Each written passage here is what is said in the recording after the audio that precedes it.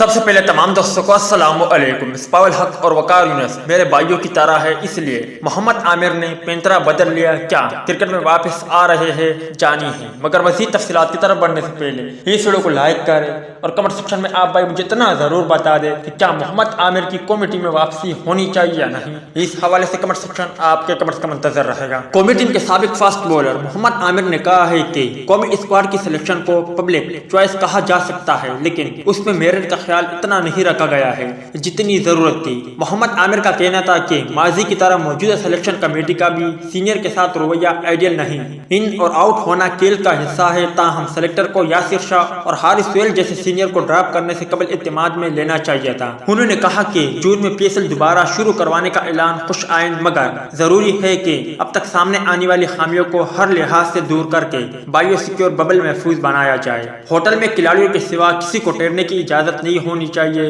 بیرونی مداخلت کے تمام امکانات کو ختم کرنا ہوگا۔ محمد عامر نے کہا کہ میں ریٹائرمنٹ کے فیصلے پر قائم ہوں اور دوبارہ سب شرط پہننے کا باب ختم ہو چکا۔ میرا مصباح اور وقار سے کوئی ذاتی جھگڑا نہیں، وہ میرے بڑے بھائیوں کی طرح ہے، دونوں سے بہت کچھ سیکھا ہے۔ پرفارمنس کی وجہ سے ڈراپ کیا جاتا تو اف تک نہ کرتا، میری ذات کو تنقید کا نشانہ بنایا گیا۔ انہوں نے مزید کہا کہ ٹیم مینجمنٹ کو اپنے کھلاڑیوں کو سپورٹ کرنا چاہیے۔ بھارت کے بمراہ کی مثال سامنے ہے، چند میچز میں وہ زیادہ وکٹیں نہیں لے پائے، لیکن کسی نے تنقید نہیں کی اور اعتماد بڑھایا۔ پاکستان میں بھی یہ کلچر پروان چڑھنا ہوگا، تبھی پاکستان کرکٹ ٹیم آگے بڑھے گی۔ امید ہے دوستوں کہ آج کی ویڈیو بھی آپ بھائیوں کو پسند آئی ہوگی۔ ملتے ہیں کسی نیکسٹ ویڈیو میں، تب تک کے لیے اجازت دیجیے، اللہ حافظ۔